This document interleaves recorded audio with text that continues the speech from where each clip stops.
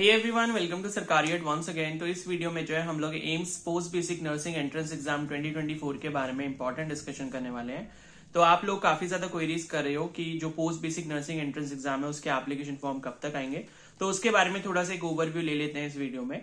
तो ऑलरेडी जो है मैं एक डिटेल वीडियो पहले बना चुका हूँ post basic nursing entrance exam के बारे में, जो कि आपका एम्स कंडक्ट करवाता है। तो अगर आपने वो अभी तक नहीं देखी है तो उसको पहले एक बार जरूर देख लेना। कमेंट सेक्शन में मैं आपको उसका लिंक दे रहा हूँ। तो एम्स में जो आपका पोस्ट बेसिक नर्सिंग का जो एंट्रेंस एग्जाम होता है उसके बाद जो आप 2 साल का कोर्स वहां पर करते हो, तो उसकी कितनी फीस वगैरह होती है, एलिजिबिलिटी क्या रहती है, एग्जाम कब होता है, ये सारी चीजें मैंने डिटेल में बताई हुई है। ठीक है। और दूसरी इंपॉर्टेंट चीज जो अभी हम लोग इस वीडियो में देखने वाले हैं कि इसका एप्लीकेशन फॉर्म जो है वो कब तक आ सकता है। तो मैं आपको बता दूं, जो 2023 में एप्लीकेशन फॉर्म आया था वो आपका 15 Feb को आया था। ठीक है। तो अभी मोस्ट प्रोबेबली यही है कि भाई 15 Feb तो निकल चुका है, तो मतलब ये है कि आप मान सकते हो कि फेब या मार्च में एप्लीकेशन फॉर्म आता है।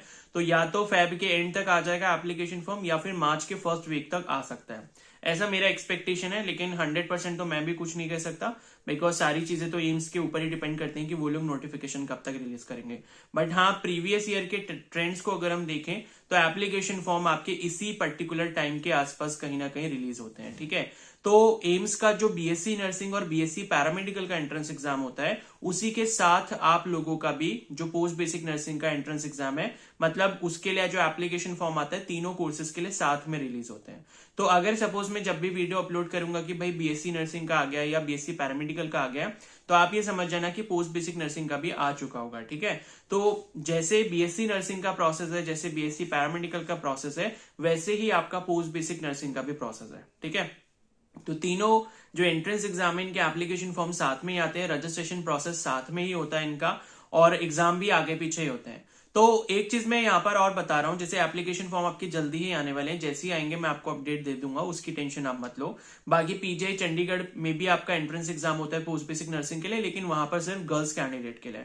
लेकिन एम्स में जो है बॉयज और गर्ल्स दोनों ही अप्लाई कर सकते हैं। ठीक है। तो कंप्लीट वीडियो मैंने डाली थी, उसमें मैंने सारी चीजें बताई हैं, एलिजिबिलिटी, सिलेबस, एग्जाम कैसा होता है, एग्जाम पैटर्न क्या होता है, नेगेटिव मार्किंग क्या है, और आपका जो एग्जाम होता है किस लैंग्वेज में होता है, एग्जाम सेंटर कहाँ पे रहता है, और फीस स्ट्रक्चर वगैरह क्या रहता है, सारी चीजें मैंने डिटेल में बताई है। ठीक है। तो उस वीडियो को एक बार जरूर देख लेना। अब एक इंपॉर्टेंट चीज आप थोड़ा सा समझ लो, जो मैं बीएससी नर्सिंग और बीएससी पैरामेडिकल वालों को ऑलरेडी बता चुका हूं, तो वो ये है कि अगर आप ओबीसी या फिर ईडब्ल्यूएस कैटेगरी से बिलोंग करते हो, ठीक है, अगर आप ईडब्ल्यूएस या फिर ओबीसी से बिलोंग करते हो एंड अगर आप एम्स का post basic nursing entrance exam देने वाले हो, तो आप एक चीज ये ध्यान रखना कि आपका जो कैटेगरी सर्टिफिकेट है वो एक तो सेंट्रल के फॉर्मेट में होना चाहिए।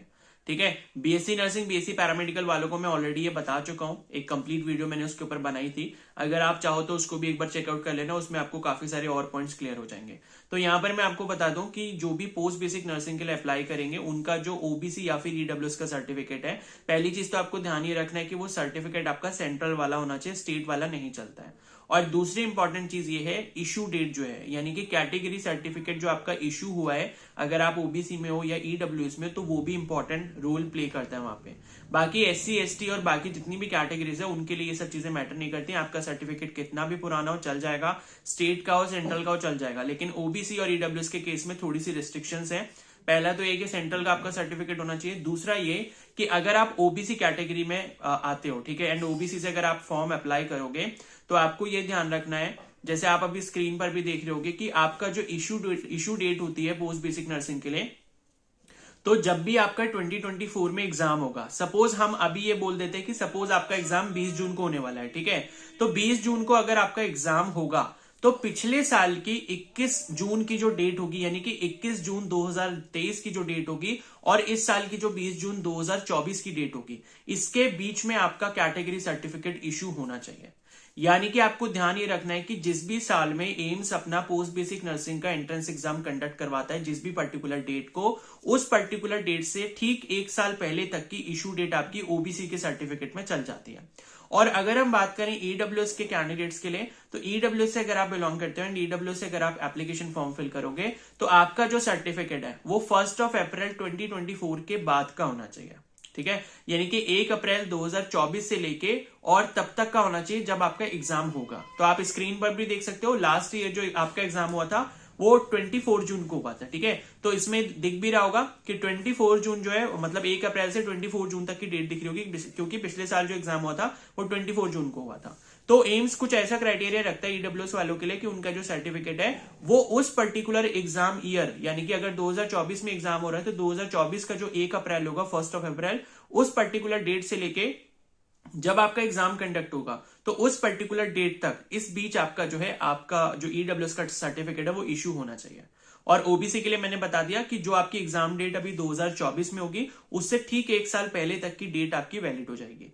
तो अगर कोई कैंडिडेट ऐसा है, क्योंकि जून में ही एग्जाम होना है ये बात तो हमें पहले से पता है क्योंकि टेंटेटिव डेट ऑलरेडी आ चुकी है। ठीक है, तो ओबीसी में जो भी कैंडिडेट्स हैं अगर उनका कैटेगरी सर्टिफिकेट लास्ट ईयर के जून से पहले बना है, यानी कि जून 2023 से पहले का बना हुआ है, तो वो लोग अभी रिन्यू करवा सकते हैं, कोई प्रॉब्लम नहीं है। लेकिन जो ईडब्ल्यूएस में कैंडिडेट्स आते हैं वो 1 अप्रैल के बाद ही अपना रिन्यू करवाएं। अगर कोई कैंडिडेट ऐसा है जिसने अभी हाल ही में जनवरी या फरवरी में अपना सर्टिफिकेट रिन्यू करवाया है तो उनको दोबारा से अप्रैल में कराना पड़ेगा, क्योंकि एम्स की गाइडलाइन यही है कि वो ईडब्ल्यूएस वाले कैंडिडेट्स का जो सर्टिफिकेट है वो 1 अप्रैल के बाद का लेते हैं। ठीक है, और बाकी जब ऑफिशियल नोटिफिकेशन आ जाएगा तब आप खुद भी देख लोगे, यही सेम चीज आपको वहां पर लिखी हुई मिलेगी। और बाकी एम्स के रिगार्डिंग ये जो पोस्ट बेसिक नर्सिंग का एंट्रेंस एग्जाम है इसके बारे में कंप्लीट डिटेल वीडियो मैंने ऑलरेडी बना दी है, तो उसका लिंक कमेंट सेक्शन में वहां से जाके चेकआउट कर लो। और अगर आपको पीजीआई चंडीगढ़ में जो post basic nursing entrance exam होता है उसके बारे में इन्फॉर्मेशन चाहिए तो उसका लिंक भी मैं कमेंट सेक्शन में दे रहा हूँ, वो भी जाके चेकआउट कर लेना। ठीक है, तो अब इस वीडियो को यहीं पर एंड करते हैं। अगर ये वीडियो आपको हेल्पफुल लगी तो प्लीज को जरूर लाइक कर देना, अपने दोस्तों के साथ इसको शेयर कर सकते हो, और कोई डाउट है तो मेरे को कमेंट सेक्शन में बता सकते हो। Okay, so thank you and have a nice day.